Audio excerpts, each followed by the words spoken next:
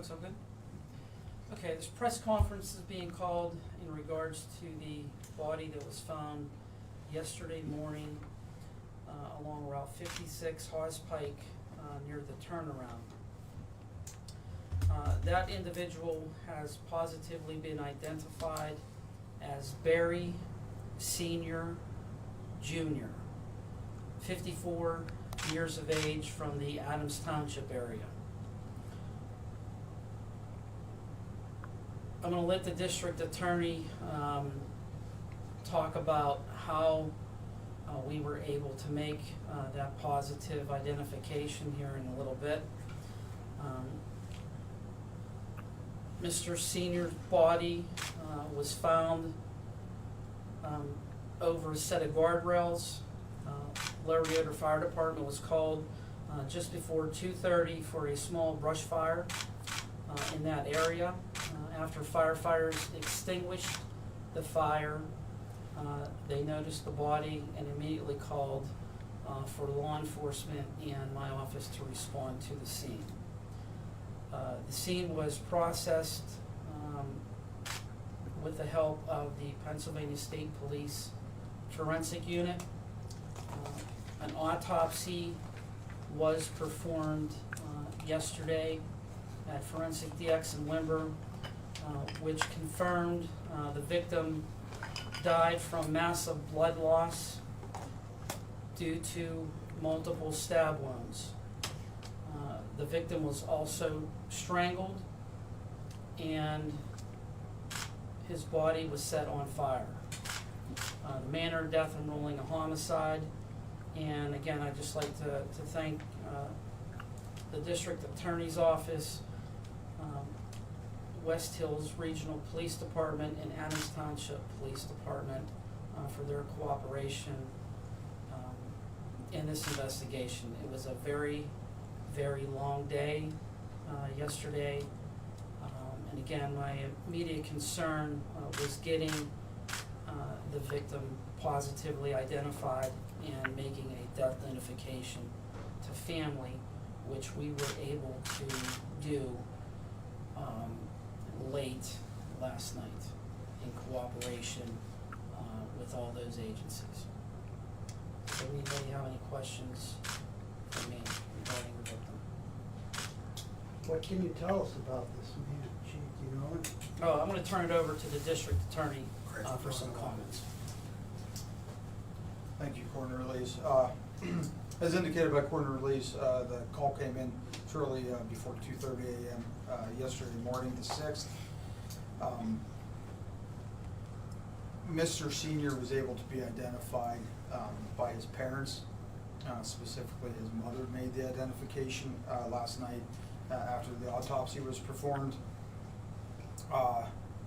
Obviously, that is a very gut-wrenching event to experience, and truly it would be remiss if we didn't comment on the level of sensitivity and compassion that the coroner's office shows people on a daily basis. Part of their job is to tell loved ones that they've lost someone. If you're ever a part of that, it doesn't matter how many of those you might happen to be a part of. It is a difficult thing to do, particularly when you're someone like Jeff and frankly like law enforcement, when you care about other people. Really, really difficult. I gotta say, his Mr. Senior's parents showed a heck of a lot of strength and a heck of a lot of grace last night. You know, our thoughts and prayers continue to be with them. Some details on the investigation. The victim's vehicle was located by state police in another county. Detective Arcuri, who's the lead investigator from West Hills, is working very closely with them and was working closely with them into the very early morning hours. The person that was located with that vehicle is in custody on unrelated matters, but obviously is considered to be a person of interest at this point. We're not going to get into a whole lot of details about where the vehicle was found, but it was essentially found on what we would call a Samaritan police interaction. It was found disabled on the side of the road. Obviously, we're trying to, at this point, track how the vehicle got there.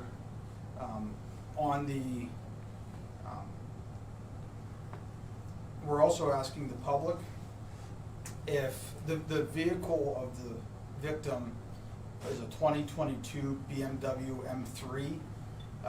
Color would be described as matte gray. It's a fairly newer car. It's a matte colored vehicle, described as gray. If anyone in the Johnstown area has surveillance, we're curious about where that vehicle may have been after about 8:30 p.m. on Tuesday night until probably around noon yesterday. The last time Mr. Senior was seen by his family was about 8:30 p.m. on Monday, Tuesday evening. Sorry, it's been a bit of a long week. So again, we do not have an arrest in this matter right now. However, a person of interest is in custody on an unrelated matter, and we are working closely with prosecution office in another county to ensure that they remain detained. Working this investigation is, again, West Hills Regional is the primary investigative agency. Cambria County detectives are assisting, as is Adams Township. Mr. Senior lived in Adams Township. His mother is well known to some of the officers because of where she works, which I don't think is fair to her to talk about specifics. So, very nice woman. Truly nice woman. Very strong woman. And obviously PSP assisted locally with processing the vehicle, and PSP is assisting in another county where the victim's vehicle will be processed hopefully today. We're working with District Attorney's Office in the appropriate county to procure a search warrant for that, as well as search warrants for a few other things. We do believe at this point that we don't know if we believe an interaction was arranged on the internet based on information that we have, and this is an opportunity to again remind people to be very careful who you meet on the internet and how you interact with those people. You never truly know who you might be going to meet until maybe it's too late. Obviously, it's an ongoing investigation. We're not positive exactly what occurred, certainly why, but we do believe at this point that there may have been an interaction that was arranged via the internet or some form of electronic communication. Questions? So you say it is, the way you said it was meet over the internet. Is there anything suggesting that maybe the person of interest knew them beforehand, or would it have literally been meeting them? Yeah, so we don't know enough at this point to speculate one way or another. Based on some information and some statements that we have, we do believe that it's a possibility that Mr. Senior left his house that evening as a result of some online communications or electronic communications to meet up with somebody that he may not have known. Again, it's also possible that he went to meet up with somebody he knew and something happened in the meantime. We're still trying to figure that out. It's just anytime we get an opportunity to remind folks of some of the dangers of what you can come across on the internet, we think it's important to bring that up.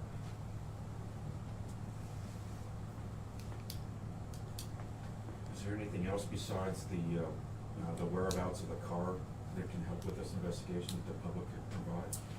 So right now, if anyone happened to know Mr. Senior and come across him from after 8:30 on Tuesday evening, through the early morning hours of Wednesday. We're interested in knowing, what he was doing to be able to trace this thing through and get a full picture of what might have happened.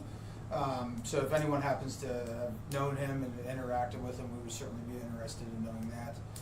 And again, if anyone saw the vehicle, those two pieces of information are going to be particularly helpful. So, if he stopped at a Sheets or something like that, it certainly would be helpful. And from what you can determine at the scene, does that look like that might have been just the end point, but not where everything occurred at? So, yeah, at this point, working, we do not believe at this point, we believe it's unlikely that the site that he was murdered at, the area where he was found. It's a possibility. We think that's unlikely at this point. We think it was more of it occurred and they were the perpetrator or perpetrators were trying to get rid of, either dispose of evidence or create an opportunity to get a little further away from where the events occurred before first responders were able to become aware. So Jeff, is there a way to tell if he was deceased prior to the fire being set? I'm sorry, could you repeat that question? Is there a way for you to determine if he was deceased prior to being set on fire? Yes, it was determined that he was passed away prior to being set on fire, yes. Such a gruesome way to do something. I'm assuming you're just doing it to hide evidence or destroy evidence. Again, as Greg said, it's being looked at. Yeah. Realistically, the only reason to do that is to either try to destroy evidence or, again, create a situation where you can get a little further away from the incident, because it takes a little bit of time for fire to get there and get it extinguished and then law enforcement to be notified, that sort of thing. So, and actually, this is another opportunity. This investigation started by someone seeing something and saying something. Right now, they saw a fire and they reported a fire. Right, and we say all the time that if you see something, let authorities know because we need to know. And in this instance, again, started as a report of a brush fire, and it turned into something very different. Right, but if someone drives by that, doesn't bother to call 911, we could have had further destruction of evidence and further destruction of the decedent. The decedent was burned, wasn't 100% burned. So, the fact that somebody saw it and called it in fairly quickly based on the amount of burn, it helps. It's a good thing. So we appreciate and remind people, if you see something, say something. Are you able to say anything about how you got to the point of bringing the mother in to be able to identify? Sure, yeah, if I understand it correctly, there was concern whenever they were unable to get a hold of him. Mom indicated that they had attempted to communicate with him a few times and hadn't heard anything. And then when Mom and Dad came, we were fairly certain that it was going to be a proper identification. And again, Coroner Lee's doing his job, made sure that we had a good positive identification. We did, I can say sort of as an aside, I know of at least one instance where someone contacted Detective Arcuri with concern it might be their friend. That call came in probably midnight, something like that. And at that point, we were able to let this individual know that it wasn't their friend. So there were a couple of reports of possibility of it being somebody else. Was this a meeting to buy or trade something, or and maybe you can elaborate on how you found out that was like the setup? So just based on conversations with people that knew Mr. Senior, that he would from time to time meet up with people that he met online. We don't know whether or not it was to buy or sell or trade anything. We don't believe that's the case, but that's certainly a possibility.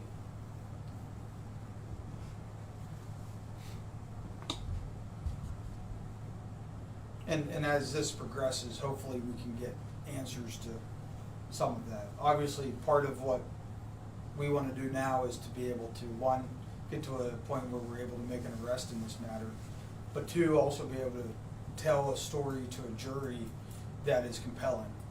That's what trials really are. It's telling a story to a jury or a judge and trying to paint a full picture. So a lot of these questions are, from a legal standpoint, it doesn't necessarily matter why they met up, right? But it's a good answer to have because we want to be able to paint that picture. And that is what we are working towards and will continue to work towards up to and beyond, hopefully, in the rest of this matter.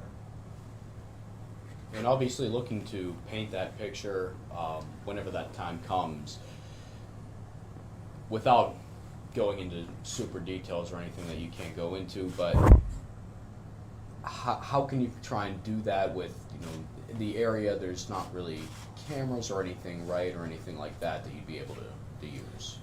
Yeah, so, I mean, one of the reasons we're asking for people to take a look if they're in the area for surveillance is, at some point, I mean, that vehicle passed surveillance or a camera at some point, and based on some of the information we know, we're fairly confident we're gonna get some decent surveillance of it at some point.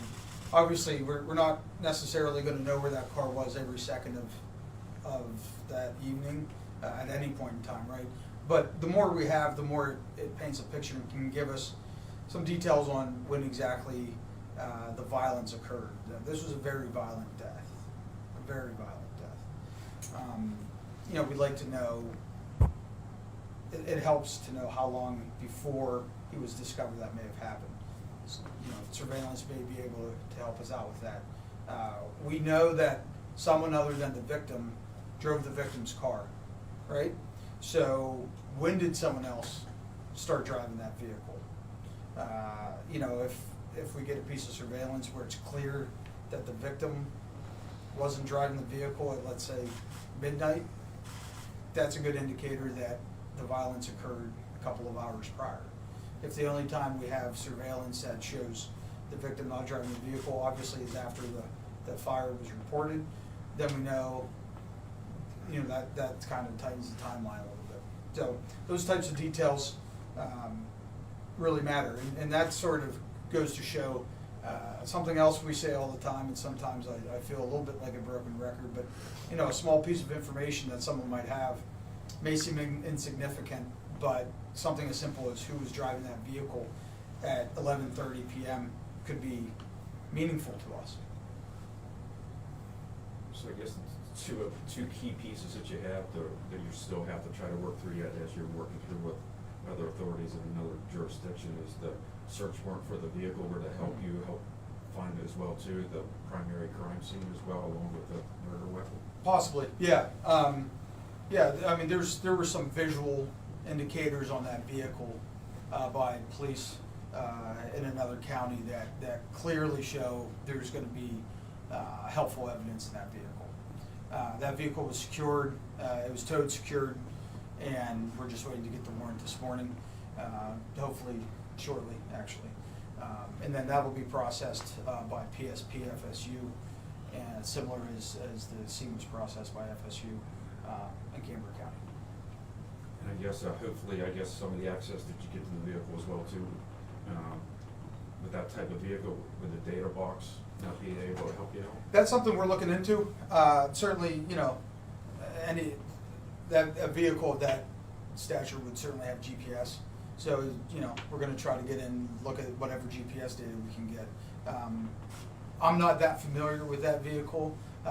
We were talking to some people to see if there's any type of data that we can get out of that vehicle that may help with location outside of GPS. If it was a GM vehicle, OnStar sometimes can be of assistance to us. Whether BMW is or not, I honestly don't know that. I'm not familiar enough with that, but we were looking into that. We actually had a couple conversations this morning about that. I should also say Homeland Security is providing some technical assistance to us as well. They help us in lots of cases. HSI is helping us all the time. That is a relationship that is, I cannot stress the value enough. How do they do that? What do they do? I'm not gonna get into what they're doing for us. Huh. I thought you might ask that follow-up question, yeah. But, no, that's something that, we'll just keep a little close to the rest. And I guess you're still looking for the public, if they see something that looks like it's out of place or something is askew, you're still looking for that as well too? Absolutely, yeah, absolutely. You know, yeah, based on what we're able to release publicly, I hope that helps people kind of know a little bit of what to look for. But, you know we had a gentleman that lives in Adams Township, left his home at 8:30, and about 6 hours later was found off of Haws Pike, murdered and being set on fire.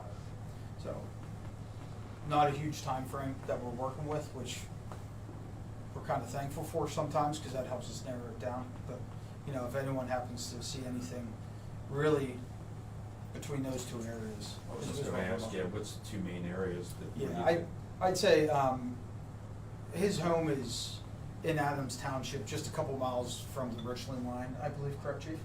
Yeah, so really Adams Township within a couple miles of the Richland line over to the Haws Pike. We don't have any information that at any point he was beyond that. I mean, he could have been, it's 6 hours, so there could have been a decent chunk of travel done. We don't know, but those are really our focuses right now.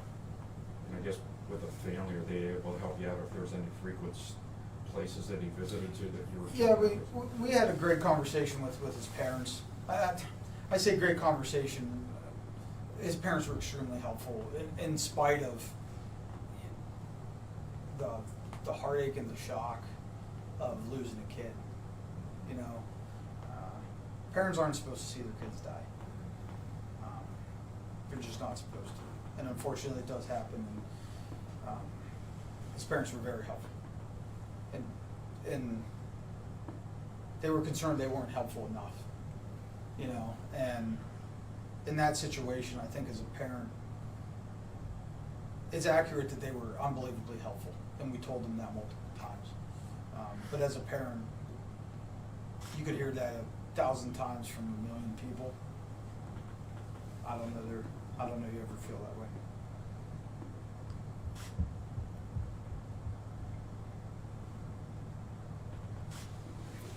Any other questions? All right. Thank you. Appreciate your time, thank you. Can you give the spelling of his name, Jeff? Barry, 122 and Matt. What's up, dude? Same old buddy. Nice to hear you. What's new? Not much. Just joining your ranks. Coming over here next week.